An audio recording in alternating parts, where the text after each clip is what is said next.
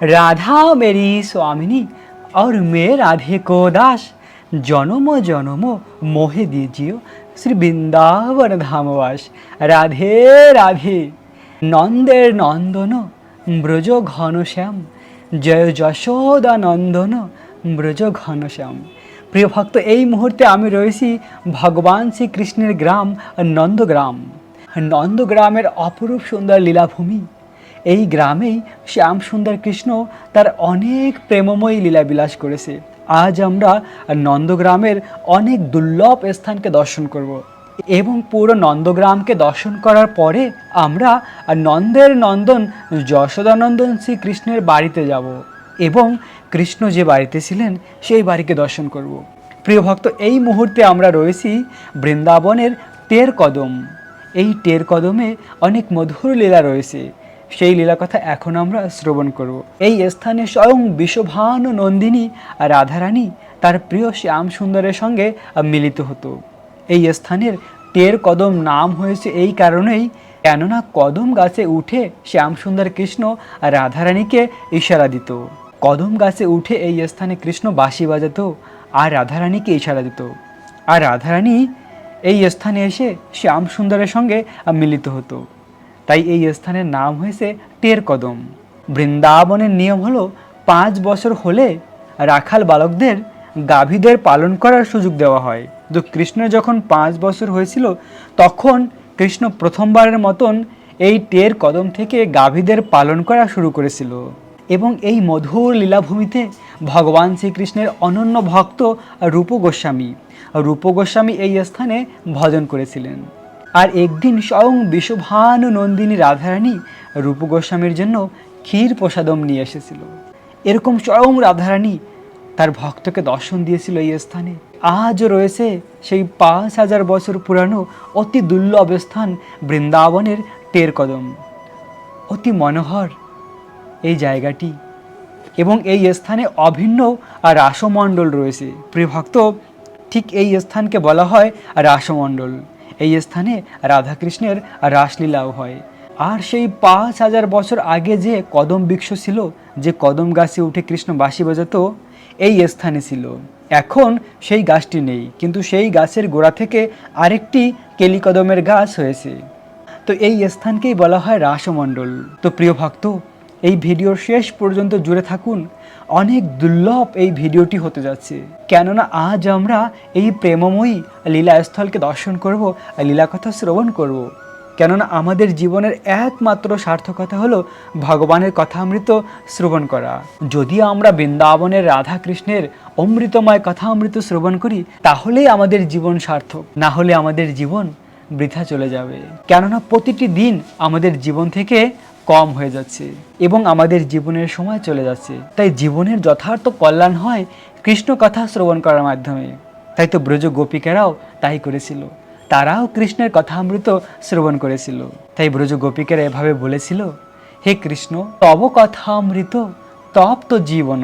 আমাদের জীবনের একমাত্র আনন্দ পাওয়ার এবং বেঁচে থাকার উৎস কৃষ্ণের কথামৃত শ্রবণ করা, বৃন্দাবন ধাম দর্শন করা। তাই তো প্রিয় ভক্ত, মন দিয়ে এই কথাগুলি শ্রবণ করুন আর বৃন্দাবন ধামকে দর্শন করুন। তো আমরা এই টের কদমকে দর্শন করার পরে এই স্থান থেকে যাব পাবন সরোবর। যে পাবন সরোবর শ্যাম সুন্দর কৃষ্ণের বাড়ির সামনে রয়েছে। প্রিয় ভক্ত, এখন আমরা এসে পৌঁছেছি বৃন্দাবনের পাবন সরোবর। এই সেই বৃন্দাবনের অপ্রাকৃত পাবন সরোবর। গোবিন্দ কৃষ্ণ স্বয়ং তার সখাদের নিয়ে এই সরোবরে স্নান করেছে। কৃষ্ণের চরণামৃত রয়েছে এই পাবন সরোবরে, কেননা এই পাবন সরোবরটি একদম শ্যাম সুন্দর কৃষ্ণের বাড়ির সামনে রয়েছে। কৃষ্ণ প্রতিদিন সখাদের নিয়ে এই সরোবরের জলে স্নান করেছে, তাই এত পবিত্র এই সরোবরের জল। এই পাবন সরোবর এতটাই পবিত্র, পাবন সরোবরের উপর থেকে যে পাখিরা উড়ে যায়, ওই পাখিরাও চতুর্ভুজ রূপ ধারণ করে। আর যে একবার এই পাবন সরোবরে স্নান করে তার জগতের সকল তীর্থের স্নানের ফল প্রাপ্ত হয়ে যায়। কেননা এই পাবন সরোবরে রয়েছে গঙ্গা, যমুনা, গোদাবরী, কাবেরী, এই জগতে যত পবিত্র নদী রয়েছে সেই সকল পবিত্র নদীর জল রয়েছে এই পাবন সরোবরে। একবার নন্দ মহারাজও চেয়েছিল প্রয়াগরাজ গিয়ে স্নান করার জন্য, কিন্তু কৃষ্ণ একটি লীলার মাধ্যমে তার পিতাকে বোঝাতে চেয়েছিল যে হে পিতাজি, তুমি কেন সেই প্রয়াগরাজ যাবে? স্বয়ং প্রয়াগরাজ আমার বাড়ির সামনে আসে পবিত্র হওয়ার জন্য। আর এটি পরম সত্য ঘটনা। বৃন্দাবনে নন্দ মহারাজ একবার চেয়েছিল প্রয়াগরাজ যাওয়ার জন্য। তার পরের দিন ছিল অক্ষয় তৃতীয়া। তো কৃষ্ণ বলেছিল, পিতাজি তুমি আগামীকাল যাও। আর যেদিন নন্দ মহারাজ প্রয়াগরাজ যাবেন সেদিন সকালে যখন এই পাবন সরোবরে এসেছিলেন, তখন নন্দ মহারাজ দেখেছে যে জগতের সকল তীর্থ তার বাড়ির সামনে এসে লুটুপুটি খাচ্ছে।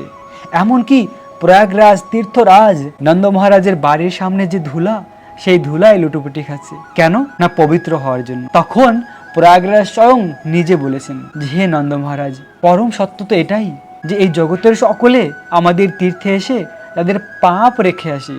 তো আমরা সেই পাপ থেকে কি করে মুক্তি হই? প্রতি বছর একবার বৃন্দাবন ধামে আসি অক্ষয় তৃতীয়ার দিন, আর এখানে এসে আমরা পাপ মুক্ত হই। এই যে পাবন সরোবর, এই সরোবর হলো এই জগতের সর্বশ্রেষ্ঠ তীর্থ। না, স্বয়ং অনন্ত কোটি ব্রহ্মাণ্ডের মালিক ভগবান শ্রীকৃষ্ণের চরণ ধুলি রয়েছে, চরণামৃত রয়েছে এই জলে। তাই সেই জলে স্নান করে এই জগতের সমস্ত তীর্থরা পবিত্র হয়। আর সেই কথা শুনে নন্দ মহারাজ আর প্রয়াগরাজ গেলেন না, তিনি পাবন সরোবরে স্নান করেছেন। তো এরকম মহিমা রয়েছে বৃন্দাবনের এই পাবন সরোবরের, যে পাবন সরোবরে সকল তীর্থরা বাস করে গোবিন্দের চরণামৃত। আজও কত সুন্দর এই পাবন সরোবর, দেখলে মন আনন্দে ভরে যায়। সত্যি প্রিয় ভক্ত, অপ্রাকৃত ভূমি বৃন্দাবনম। তাই তো বলা হয় বৃন্দাবনম রম্যাস্থানম দিব্য চিন্তামণি ধাম। এই ধাম হলো দিব্য চিন্তামণি। কেননা স্বয়ং ব্রজেন্দ্র নন্দন কৃষ্ণ তার স্বধাম গোলক বৃন্দাবন থেকে নিয়ে এসেছে এই ভূমিকে তাহার লীলা বিলাস করার জন্য। তাই আজ আমাদের জীবন ধন্য এই পাবন সরোবরকে দর্শন করে। প্রিয় ভক্ত, এখন আমি এই পবিত্র পাবন সরোবরের জলকে স্পর্শ করে প্রার্থনা করি সকলের জন্য। যে সকল ভক্তরা আমার বৃন্দাবন ধামের ভিডিও দেখে তাদের সকলের জন্য প্রার্থনা করি পাবন সরোবরের জলকে স্পর্শ করে। হে রাধারানী, হে কৃষ্ণ, যে সকল ভক্তরা তোমার বৃন্দাবন ধামকে ভালোবাসে তাদের সকলকে তুমি কৃপা করো, ভক্তি দান করো এবং বৃন্দাবন ধাম আসার সুযোগ করে দাও। প্রিয় ভক্ত, আপনারা যেন সকলে বৃন্দাবন ধাম আসতে পারেন সেজন্য আমি প্রার্থনা করেছি রাধারানীর কাছে। তো এই মুহূর্তে আমরা এই ব্রহ্মাণ্ডের অতি পবিত্র পাবন সরোবরে রয়েছি নন্দগ্রামের। তো আমরা এই পাবন সরোবরকে দর্শন করেছি। এখন আমরা ভগবান শ্রীকৃষ্ণের দিব্য বাড়িতে প্রবেশ করব। এই সেই নন্দের নন্দন যশোদানন্দন শ্রীকৃষ্ণের বাড়ি নন্দভবন, অপ্রাকৃত এই নন্দভবন। দেখুন, এখন আমরা নন্দভবনে রয়েছি। এই বাড়িতেই শ্যাম সুন্দর কৃষ্ণ ছিলেন। এই সেই 5000 বছর পুরানো শ্রীকৃষ্ণের বাড়ি, এখনও সেই আগের মতো। দেখুন, এই বাড়িটি সেই 5000 বছর পুরানো, যে বাড়িতে কৃষ্ণ, বলরাম, মা যশোদা, নন্দ মহারাজ ছিলেন। কৃষ্ণ এই বাড়ি থেকে গিয়েই বৃন্দাবনের বনে বনে মধুর লীলাবিলাস করেছে সখাদের সঙ্গে। সখারা কৃষ্ণের বাড়ির সামনে এসে বসে থাকতো, কখন কৃষ্ণ বেরিয়ে আসবে, কৃষ্ণকে নিয়ে আমরা গোচরণে যাব। একবার মা যশোদা কৃষ্ণকে মাখন রুটি দিয়েছিল, আর সেই সময় সখারা ডাকছিল, কৃষ্ণ তাড়াতাড়ি আসো, আমাদের লীলার সময় হয়েছে। এবার কৃষ্ণের হাতে মাখন রুটি, কি করে কৃষ্ণ যাবে? আর সেই সময় কৃষ্ণের ঘরের সামনে গাছে একটি কাক পাখি বসেছিল, আর সেই কাক পাখিটি ভগবানকে বলছিল, হে ভগবান, তোমার মাখন রুটি আমাকে দিয়ে দাও, আর তুমি যাও সখাদের সঙ্গে খেলতে যাও। আর তখন এমন হলো, কাক এক ভাগ বড় সজনী, হরি হাত চলে যায় মাখন রুটি। অর্থাৎ তখন হরির হাত থেকে সেই মাখন রুটি কাকটি এসে উড়ে নিয়ে গেছিল। এদিকে মা যশোদাও ভেবেছে আমার কানহা মাখন রুটি খেয়ে নিয়েছে, আর কাক পাখিটিও ভগবানের দুর্লভ মহাপ্রসাদ পেয়েছে, আর সেই মহাপ্রসাদ পেয়ে ওই কাকটিও মুক্তি লাভ করে ভগবানের ধাম প্রাপ্ত হয়েছে। আর এদিকে কৃষ্ণ খালি হয়েছে, তার হাতে কোনো প্রসাদ নেই। তিনি সখাদের সঙ্গে গোচরণ করতে বনের মধ্যে প্রবেশ করেছে। এভাবে কৃষ্ণ লীলা করেছে। দেখুন প্রিয় ভক্ত, অপ্রাকৃত এই ভূমি, এই মুহূর্তে আমরা রয়েছি ব্রহ্মাণ্ডের সব থেকে পবিত্র স্থান, যে স্থানে কৃষ্ণ বলরাম লীলা করেছে। মা যশোদা প্রেম ভরে তার কানহা কৃষ্ণের জন্য ননি মাখন বানাতো। মা যশোদার অনেক গাভী ছিল, 9 লক্ষ গাভী ছিল, তার মধ্যে কিছু গাভী ছিল স্পেশাল, তাদের দুধ হতো সুগন্ধিত, আর সেই সুগন্ধিত দুধ দহন করত মা যশোদা কৃষ্ণের জন্য। সেই দুধ দিয়ে যশোদা মা স্বয়ং তার কানহার জন্য ননি মাখন বানাতো, কেননা কানহা কৃষ্ণ হলো যশোদা মায়ের প্রাণ। যশোদা মায়ের নীলমণি কৃষ্ণই হলো তার সবকিছু। এভাবে প্রতিদিন মা যশোদা কৃষ্ণের জন্য ননি মাখন বানাতো। কৃষ্ণ যখন বৃন্দাবনের বনে যেত, মা যশোদা তখন ঘরে বসে কৃষ্ণের কথা চিন্তা করত। আর চিন্তা করতে করতে গুনগুন করে মা যশোদা গান করত, আর সেই সঙ্গে তার হাত দিয়ে কৃষ্ণের জন্য ননি মাখন বানাতো। আর এদিকে কৃষ্ণ বৃন্দাবনের বনে সখাদের সঙ্গে অপ্রাকৃত আনন্দ করত, বিভিন্ন বনে বনে গিয়ে গাভীদের পালন করত। আর সেই সময় আবার ব্রজ গোপিকারা রাস্তার ধারে দাঁড়িয়ে থাকতো। কেন না কৃষ্ণকে এক পলক দর্শন করার জন্য। কৃষ্ণ এত সুন্দর, এত সুন্দর, কৃষ্ণকে বলা হয় মদন মোহন। যে মদন কামদেব ভগবানকে দেখে মোহিত হয়ে যায়, কোটি কন্দর্পকেও যে মোহিত করে, তাই ভগবানকে বলা হয় মদন মোহন। সব থেকে সুন্দর ভগবান শ্রীকৃষ্ণ, তাই কৃষ্ণের নাম মদন মোহন। আর সেই মদন মোহন কৃষ্ণ যে সব থেকে সুন্দর, সেই কৃষ্ণ মোহিত হয়ে যায় কাকে দেখে? না রাধারানীকে দেখে। তাই তো রাধারানীকে বলা হয় মদন মোহন মোহিনী। যে রাধারানী মদন মোহন কৃষ্ণকেও মোহিত করে, তাই রাধারানীকে বলা হয় মদন মোহিনী, যে মদনকেও মোহিত করতে পারে। আর সেই রাধারানী গোপিকারা কৃষ্ণকে দর্শন করার জন্য রাস্তার ধারে দাঁড়িয়ে থাকতো, গাছের আড়ালে।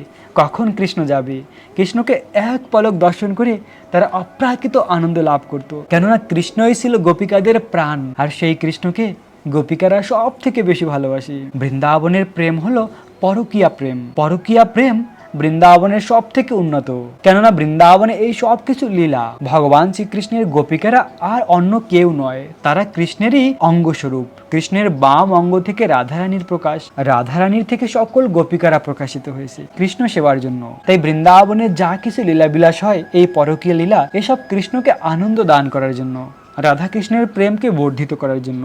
ভগবানের ধাম হলো অপ্রাকৃত, সেখানে সবকিছু চিন্ময়। আর সেই পরম পবিত্র আত্মারাম ভগবানকে প্রাপ্ত করার জন্য আমাদেরকেও পবিত্র হওয়া দরকার। তাই ভগবান এই ভক্তির পন্থা দিয়েছে। ভগবান তাই আমাদের শিক্ষা দিয়েছে কি করে ভগবানকে ভালোবাসতে হয়, কি করে ভক্তি করতে হয়। তাই তো বলা হয় ভক্তা মাম অভিজানাতি, ভক্তির মাধ্যমেই কেবল ভগবানকে জানা যায়, এই জীবনকে সার্থক করা যায়। তাই ভক্তি আমাদের জীবনের পরম সিদ্ধি। তাই সকল ভক্তের চূড়ামণি হলো শ্রীমতী রাধারানী। আর সেই রাধারানীর পদাঙ্গ অনুসরণ করেই ভগবত ভক্তি করতে হয়। তো এভাবে কৃষ্ণ বৃন্দাবনের অরণ্যে যেত, আর গোপিকারা কৃষ্ণকে দর্শন করত। কৃষ্ণ বৃন্দাবনের বনে বনে অনেক অপ্রাকৃত লীলাবিলাস করত। আর যখন বিকেলবেলা কৃষ্ণ আবার বন থেকে ফিরে আসতো, তখনও গোপিকারা দাঁড়িয়ে থাকতো। কিন্তু বিকেলবেলা কৃষ্ণ গৌর সুন্দর হয়ে যেত। কিভাবে না বৃন্দাবনের ধুলা, গাভীদের খুরের ধুলায় কৃষ্ণ একদম শ্যাম বর্ণ থেকে গৌর বর্ণ হয়ে যেত। আর তখন কৃষ্ণকে আরো সুন্দর লাগতো। গোধূলির সময় ঘরে ফিরে আসতো। গোধূলি হলো তখন সূর্য ডোবার ঠিক আগে, ওই সময়কে বলা হয় গোধূলি। গো মানে গাভী, গাভীর ধুলিতে পুরো বৃন্দাবন ধুলাময় হয়ে যেত। আর সেই ধুলায় কৃষ্ণ গৌর সুন্দর হয়ে যেত। আর এই সময়টি অতি পবিত্র, গোধূলির সময় খুব পবিত্র, কেননা গোধূলির সময় কৃষ্ণ গাভীদের নিয়ে ফিরে আসতো। আর গাভীর চরণ হলো সব থেকে পবিত্র। আর গাভীর চরণের থেকে সেই ধুলা লেগে ধুলা পুরো বৃন্দাবনে উড়ে বেড়াতো।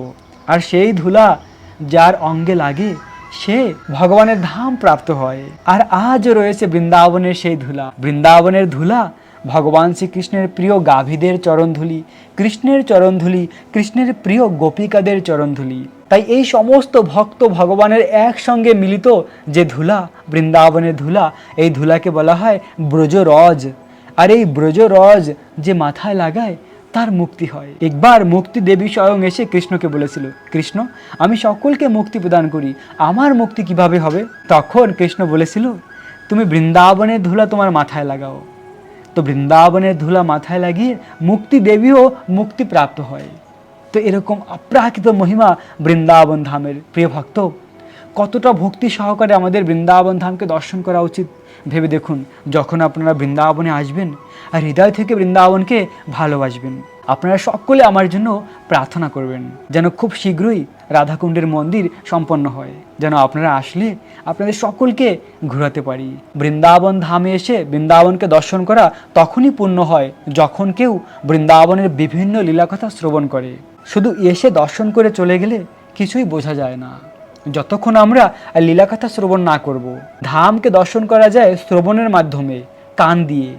চোখ দিয়ে কখনো ধাম দর্শন হয় না। কেন না, আমাদের এই জড় চোখের মাধ্যমে অপ্রাকৃত ভূমিকে আমরা দর্শন করতে পারবো না। যদি কর্ণের দ্বারা ভগবানের অপ্রাকৃত কথামৃত শ্রবণ করি, তারপরে ধামকে দর্শন করি, তাহলে যথার্থ ধাম দর্শন হয়। তাই আমার ইচ্ছা আছে আপনাদের বিভিন্ন লীলাস্থলীতে নিয়ে গিয়ে সেখানকার লীলাকথা বর্ণনা করব ভাগবতম থেকে। সেই কথা শ্রবণ করে আপনাদের এই প্রেম আরও বেশি বর্ধিত হবে। বৃন্দাবনে এসে বিভিন্ন লীলাভূমিকে দর্শন করে অজর ধারায় অশ্রুধারা বহিত হবে। কেন? তখনই বহিত হবে যখন আমরা লীলাকথা শ্রবণ করব। তখন আমাদের বৃন্দাবন ধাম দর্শন করার সার্থকতা হবে। কৃষ্ণের প্রেম লাভ করব আমরা শ্রবণের মাধ্যমে। তাই সকলে প্রার্থনা করবেন খুব শীঘ্রই যেন রাধাকুণ্ডের মন্দির সম্পন্ন হয়। আর প্রিয় ভক্ত, আপনারা সকলে এই ভিডিওটি বেশি বেশি করে শেয়ার করুন। এই ভিডিওটি শেয়ার করে 10 মিলিয়ন পর্যন্ত ভিউজ করে দিন। এর মাধ্যমে রাধাকুণ্ডের মন্দিরের জন্য আপনাদের সেবা হয়ে যাবে। তাই সকলের কাছে শেয়ার করুন। প্রিয় ভক্ত, এই মুহূর্তে আমরা রয়েছি এই ব্রহ্মাণ্ডের সর্বশ্রেষ্ঠ স্থান শ্যাম সুন্দর কৃষ্ণের বাড়ি। আহা, গোবিন্দ কত না মধুর লীলা করেছে এই স্থানে। তো গোবিন্দ যখন বিকেলবেলা এভাবে ফিরে আসতো গাভীদের নিয়ে, তখনও রাধারানী আর গোপিকারা দাঁড়িয়ে থাকতো। আর যখন কৃষ্ণকে দর্শন করত, গোপিকাদের চোখের পলক পড়তো। আর তাদের এক নিমিষ চোখের পলক এক যুগ বলে মনে হতো। আমাদের চোখের পলক পড়ে, আমরা বুঝতে পারি না, কিন্তু গোপিকাদের যে চোখের পলক পড়তো, তাদের এক পলক তাদের কাছে এক যুগ বলে মনে হতো। কেননা তাদের কৃষ্ণ দর্শনে বাধা হতো। কৃষ্ণের মুখমণ্ডল এত সুন্দর, এত সুন্দর, গোপিকারা অপলক নয়নে কৃষ্ণকে দর্শন করত, কিন্তু তার মধ্যে বাধা হতো চোখের পলক। তাই তারা ব্রহ্মাজিকে তিরস্কার করেছিল যে ব্রহ্মাজি সৃষ্টি করতে জানে না। কৃষ্ণের অপরূপ সুন্দর মুখমণ্ডল দর্শন করার জন্য অনন্ত কোটি চোখের দরকার, কিন্তু দুটি মাত্র চোখ দিয়েছে, আবার সেই চোখের পলক দিয়েছে না। ব্রহ্মাজি সৃষ্টি করতে জানে না, এরকম গোপিকারা বলেছিল। গোপিকারা বলতে পারে, কেননা গোপিকাদের স্থান ব্রহ্মাজির থেকেও আর ঊর্ধ্বের। কিন্তু আমরা তো খুব ছোট, আমরা তো দাস। তাই আমরা সকলকে সম্মান করব। ব্রহ্মাজি এবং যারা দেবতা রয়েছে সকলকে আমরা সম্মান করব। তারাও সকলে ভগবানের মহান ভক্ত, তাদের কাছে আমরা প্রার্থনা করব। আমাদের কি রকমের ভাব থাকা উচিত না, আমি হলাম এই জগতের সব থেকে ছোট ভক্ত, আর সকলে হলো অনেক মহান ভক্ত। এটি হলো যথার্থ শিক্ষা, আর নিজেকে সব থেকে ছোট মনে করা। আর তখনই ভগবান প্রসন্ন হয়। যদি আমরা নিজেদেরকে সব থেকে ছোট মনে করি যে আমি সব থেকে ছোট ভক্ত, আমি তো ভক্তই না, আমি ভক্তের দাসের দাসের দাস, তখন ভগবান প্রসন্ন হয়। কেননা স্বয়ং ব্রজেন্দ্রনন্দন কৃষ্ণ ভক্তরূপে এসে সেই শিক্ষা দিয়েছেন যে ভগবানের দিব্য নাম কৃষ্ণ নাম, হরে কৃষ্ণ মহামন্ত্র কে জপ করার যথার্থ পাত্র না, যিনি নিজেকে তৃণাদপি শুনেছেন তরুরপি সহিষ্ণু অমানিরা মান দেনা কীর্তনিয়া সদাহরি। যে তিনের থেকে নিজেকে ছোট করে মানে, অমানি হয়ে সকলকে মান দেয়, সে কীর্তনিয়া সদাহরি, সে ভগবানের নাম জপ করে প্রেম লাভ করতে পারে। তো এই ব্রজের কৃষ্ণই আবার এই কলিযুগে ভক্তরূপে অবতীর্ণ হয়েছে, চৈতন্য মহাপ্রভু রূপে। আর তিনি সকলকে গোলক বৃন্দাবনের প্রেমধন হরে কৃষ্ণ মহামন্ত্র দান করেছে। হরে কৃষ্ণ কৃষ্ণ কৃষ্ণ হরে হরে, হরে রাম রাম রাম হরে হরে। এই মহামন্ত্র সকলকে বিলীন করেছে অকাতুরে। আর এই মন্ত্রই শ্রদ্ধা সহকারে জপ করলে ভগবানকে প্রাপ্ত হওয়া যায়। তো গোপিকারা কৃষ্ণকে গোধূলির সময় গৌর রূপে দর্শন করেছিল। কৃষ্ণ গৌরবর্ণ হয়ে যেত আর তাদের চোখের পলক পড়তো, তারা খুব কষ্ট পেত। তাই গোপিকারা মাসেদের চোখের গুণগান করেছিল। তারা বলেছিল মাসেরা কত ভাগ্যবান, তাদের চোখের পলক নেই। তো আমাদেরও যদি তেমনটি হতো, তাহলে কৃষ্ণকে অপলক নয়নে দর্শন করতে পারতাম। ভেবে দেখুন গোপিকাদের কত প্রেম, অপ্রাকৃত প্রেম কৃষ্ণের প্রতি। তাই তো এই জগতের সর্বশ্রেষ্ঠ ভক্ত ব্রজ গোপিকারা। প্রিয় ভক্ত, এভাবে কৃষ্ণ সেই গোচরণ লীলা করে আবার এই বাড়িতে ফিরে আসতো। এই সেই অপ্রাকৃত শ্যাম সুন্দর কৃষ্ণের বাড়ি, 5000 বছর পুরানো এই বাড়িটি আজও রয়েছে বৃন্দাবনে। বৃন্দাবনের নন্দগ্রাম হলো সব থেকে পবিত্র। তাই তো বলা হয় বৃন্দাবনের মতন বন নেই, নন্দগ্রামের মতন গ্রাম নেই, বংশী বটের মতন বট নেই, আর কৃষ্ণ নামের মতন মধুর আর নাম নেই। তাই আমরা যত বেশি বৃন্দাবন ধামকে ভালোবাসবো, তত আমাদের জীবন ধন্য হবে। এবং ভগবানের অপ্রাকৃত নাম, যে নামের মতন আর কোনো নাম নেই, সেই নাম হলো কৃষ্ণ নাম। হরে কৃষ্ণ মহামন্ত্র, এই মন্ত্র জপ করুন, ভগবানকে ভালোবাসুন, এই জীবনেই কৃষ্ণকে প্রাপ্ত হওয়া যায়। কৃষ্ণ নাম জপ করার মাধ্যমে, কৃষ্ণকে ভালোবাসার মাধ্যমে। তাই এই দুর্লভ মনুষ্য জনম, অনেক কষ্টের পরে এই মনুষ্য জনম লাভ হয়। সেই জনম সার্থক হয় কৃষ্ণকে ভালোবাসার মাধ্যমে, না হলে জীবনটি বৃথা চলে যাবে। তাই সকলে ভগবানকে ভালোবাসুন, ভগবানের নাম জপ করুন। প্রিয় ভক্ত, আপনাদের সকলকে অনেক অনেক শুভেচ্ছা, অভিনন্দন। রাখবেন নিজেদের অনেক অনেক যত্ন, থাকবেন কৃষ্ণ ভাবনাময়। রাধে রাধে।